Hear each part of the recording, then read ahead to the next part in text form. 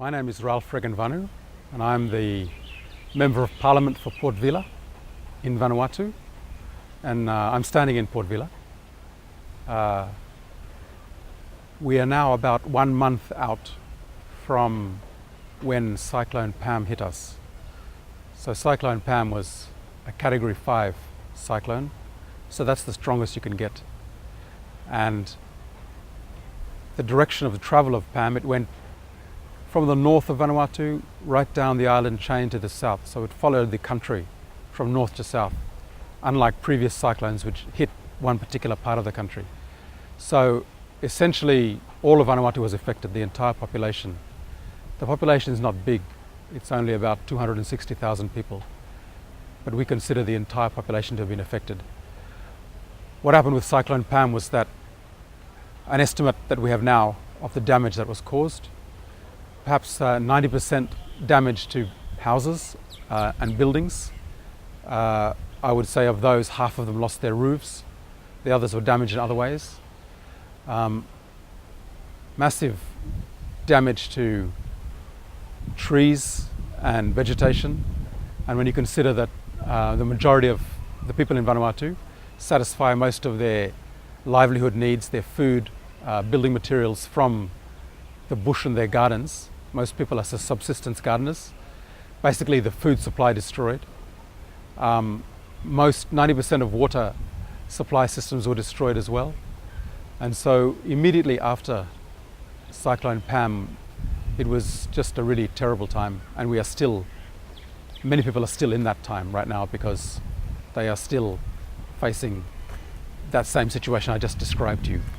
Water not running, no running water in your house or near your home, source of drinking water, no power, no food from your gardens, the gardens are gone, no roof over your head. The last 3 weeks or so has been a time of a lot of effort put into relief supplies, just making sure people have water, making sure they have food, making sure they have shelter, a tarpaulin over their heads at least. The most urgent needs, of course, water and food and shelter. We are still in the process of rolling that relief effort out, and we expect that to take up to 2 to 3 months. However, some parts of Vanuatu, many people are obviously starting to come back. Getting our water supply connected, that's one. Myself in particular, I've been particularly involved with the water supply because I'm the minister responsible for water supply. So we've been doing a lot of work to make sure that water is trucked to communities. We fix the water pipes, fix the water tanks and so on. We are now in a phase where we are still doing a lot of relief, but at the same time we're starting to talk about rehabilitation and recovery. A big national needs assessment is currently underway to determine what exactly are our needs, both in terms of public infrastructure and also in terms of private homes, private businesses and so on. And so we are at the stage where we are about to determine what exactly the full range of needs for the country will be in the recovery and rehabilitation phase, which is from about 2 to 3 months time till 12 months. I must say the support that's been coming in from around the world has been humbling for me as an Vanuatu. It's been really heartwarming to see all the help we've been getting from friend countries that have supported us, traditional partners like New Zealand, like Australia, also the NGO community, the international NGOs, the Red Cross, UNICEF, so on, Oxfam, and particularly the support we're getting from communities, individual communities and groups of people.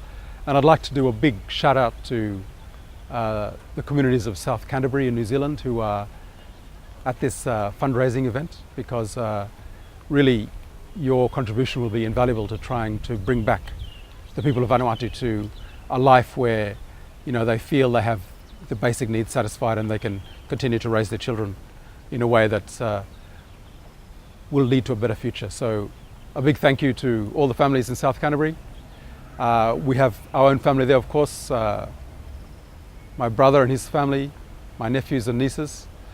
Don't forget all the RSC, Regional Seasonal Employment Workers that are from Vanuatu who are currently working in South Canterbury area. The help that you're all able to give to us is greatly appreciated. And I just want to say thank you on behalf of the people of my constituency, Port Vila, but also the people of Vanuatu for all your generosity in giving to help us. Thank you.